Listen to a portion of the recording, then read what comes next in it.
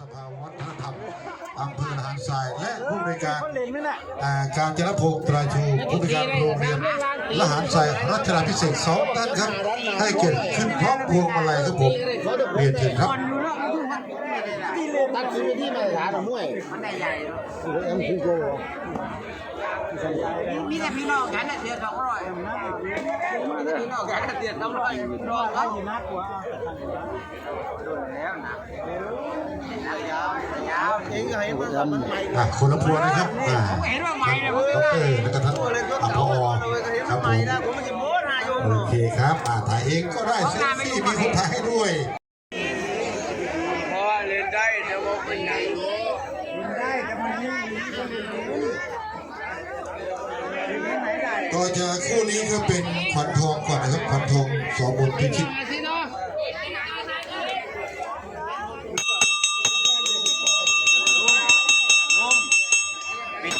เราให้ดูยาวๆเลยครับ5 ยกนะครับปล่อยคู่นี้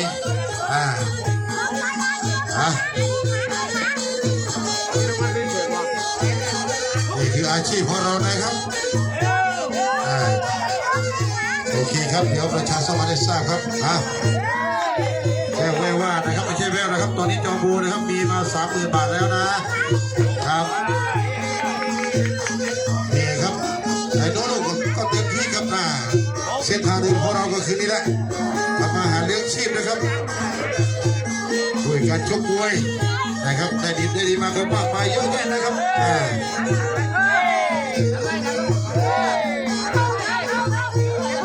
ไม่มีเดินทางมาพิเศษนะครับก็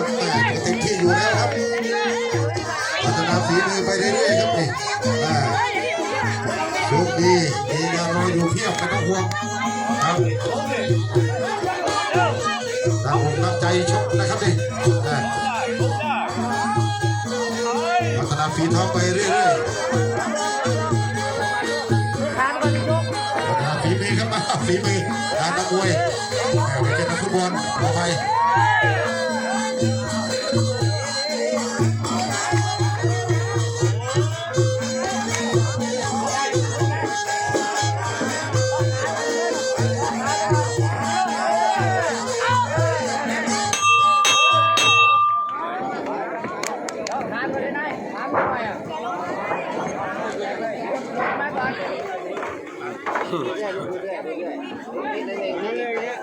มันเล่นงานเลยแอมเ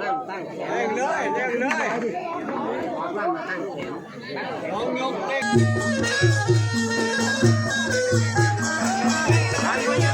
ขว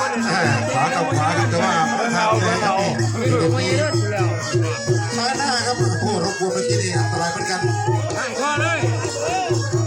ใช่แล้วโอ้ทำมาเล่นเลยบอลเนี่ยว่าทีนี้จะมีทีเด็ดหรือเปล่าครับไอคิวจะไอคิวสูงขนาดไหนกดกันแน่นๆครับกดได้ในทียากแต่ว่าวันเด็กๆพอได้ครับครับเมื่อกี้กันเด้งเชี่ยวมากี่นาทีครับกี่นาที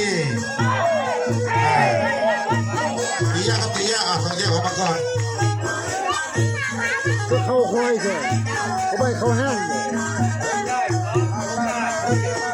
ยกนี้เป็นยกที่2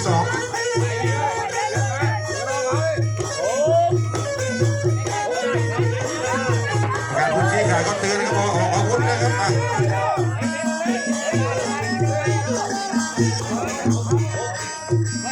อาเลยบนลำยานแม่เป็นแม่ไปครับพอได้ครับแม่ขอขวาของทีเด็ดนะครับทีออกมาก่อนไหนอย่าเข้ามาโดนในคิวเดินได้แล้วตัวนี้ตีความไม่โดนฟันต่อกันเองเด็ดเอาวงในไล่แขนไปเมื่อกอดกันแน่นๆแล้วตีกันไปคนละเอาเจ้ามาก่อนโดนในคิวเบียดเข้าไปหาหมดยกที่2ครับหมดยกที่2แจ้งคงไว้วันที่13 เมษายนของลำมาพัฒนาเอสอีกครั้งหนึ่งนะครับพระครูเอกนะครับไปดูเทศสังโรงเรียนกีฬาโคราชกับทางด้านวันธนพิทุมสังนะครับลงกรุงศิษย์มวยไทยกับทางด้านก้าวหน้าโรงเรียนกีฬาโคราชนะครับ ทีเด็ดโสรนุชกับทางด้านวังกดสิงห์บรังทองนะทางด้านหน้าวัดนะครับที่ร่วมสนับสนุนในรายการมวยนัดนี้มาหนึ่งคู่นะครับขอบคุณนะเอาละครับยกที่สามแล้วยกที่สามแล้วโดนคิวตีครับโดนเอาไฟเข้าไปทีเดียวโอ้โหมาชุดตีลูกแล้วดีนะดีโอเคครับเอาติดบอลครับให้กระแทกนี่ก็ได้ออกมาครับออกมาโดนยืนได้ครับขวามาตีพายุในคนตีพายุในคิวตีสองคนมาตีของเขาอยู่ในคิวตีโอ้ต้องอยู่เอาขวาคนละครั้งโดนคิวตีพายุในตีใจคิวตีร้อยตีตีได้เอาหัวเชือกกันมาออกไปนี่เดินหน้าเลยครับตอนนี้เอาอยู่ในคิวกับใครรถกันเน็ตลงไม่ลงยังไม่ลงเอาดีมากครับอยู่ในคิวนี่ดีดูครับตีกันยังไม่ขาดชัดเจนอีก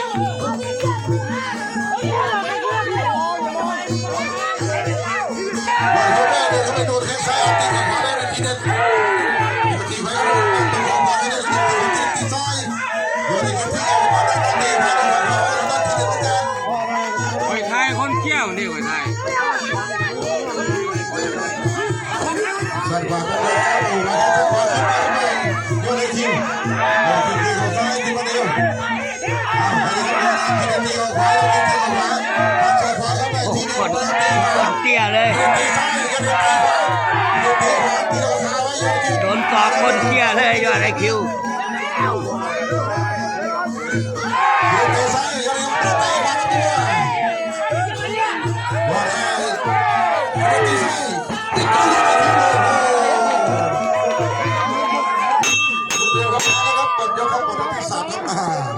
ไอ้ลูกวันใหม่กับทางด้านเด็กเกียรติจอเจ้าวิทยา16 มีนาคมชมฟรีอยู่ที่โคกกระพีท่าบูทางหนองกี่ครับยกที่4ครับที่เดินลงเนี่ยแต่ผมมีเดี๋ยวนี้ผมมีคุกปั๊มผมมีเป็นปั๊มนี่มวยดีดังมวยดีดังดูกันต่อครับยกที่4ครับยังเป็นทีดีครับแล้วก็ยังเป็นคิวโดนเข่ากันอยู่ครับโดนเข่ากันอยู่แต่ว่าเข่าใครจะเข้าอาจจะแย่มากกว่าเอาล่องเชื่องดีเป็นประทับดีโดนคิวต้องเดินหน้าพยายามเดินหน้าพยายามจะปิดนะครับตอนนั้นทีเด็ดเขายังชนเขาอยู่เขาใส่ของทีเด็ดพอได้ของพอดีโดนคิวตีซ้ายตาทีเด็ดตีซ้ายตีซ้ายด้านหน้าเขาชนเขาตีขวาตีคิวไว้ครับที่ทำทีเด็ดเอาแยกออกไปครับโดนคิวปรีเข้ามาทีซ้ายตัดไปก่อนทีเด็ดขวาตามไปตีเขาแทงเบาๆเขาไปครับนี่นะทีเด็ดตีเขาขวาทีเด็ดเขาขวาเบาๆโดนคิวตีขวาตีทีเด็ดตีเขาขวาทีเด็ดยังคิวตีมันตีซ้ายตีขวายังคิวตีได้ตีขวาโดนคิวแบบนี้เป็นทางครับนี่น้ำไม่เยอะเท่าไรอย่าเดินได้ครับยอดคิวตีขวามาตีขวาไปครับนี่ตีขวาตีแล้วก็ไปแล้วก็ตีขวาไปเดินได้เต็มสู้ครับทีมด้วยต่อยไปด้วยนะครับพี่ก็นัวนี่ครับก็ไม่ถนัดชัดเจนเท่าไหร่ออกมาครับออกมาสอบมาสอบเดินหน้าครับทางด้านยอดคิวมาสอบสลับสอบด้วยเงี้ยวเลยแทงเงี้ยวดับบอลแทงซ้ายครับเกี่ยวเชือกครับเชือกถูก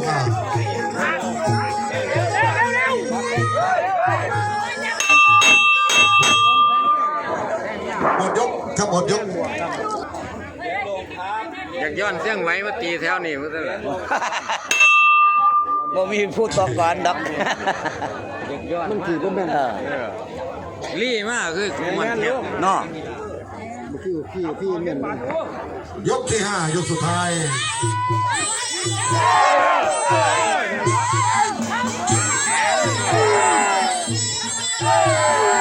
กินมันยาก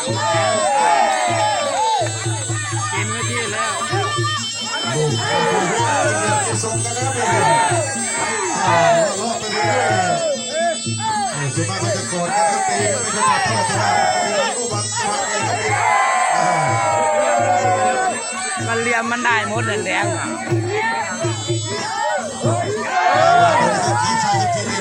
ใช่ลูกเรียมได้หมด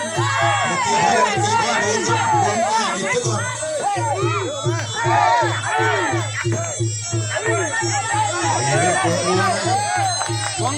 หน้าฟันฟองกะลานะแทงเลยแทง ขาตีขาพอได้ครับพอได้ทีเด็ดแน่ ดักแทงเลยไงแทงเงาแทง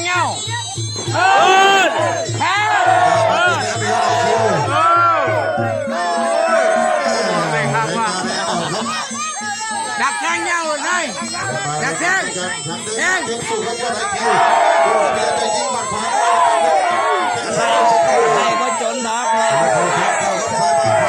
ทีมสิเกมเขาไปกันนี่จะโดนเนาะแทงเงาเลยไงเด็ด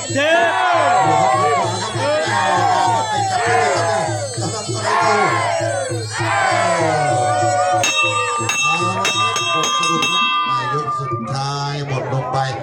ครับขอโทษขออภัยกันครับ รุ่นเดียวกันซ้ำกัน ครับน้ำใจนักกีฬาครับ ก็บอกว่ามันบอกไปไม่ค่อยน้ำหนักเบียดเดียวกัน แพ้รู้ชนะ มันจะแบกมาตลอดนะ อันนอกจากยังไงก็ว่าอีก แล้ว แม่กำลัง ทางแดงครับทีเด็ดของอามกระบวนครับชนะคะแนนไปครับ มาร์ก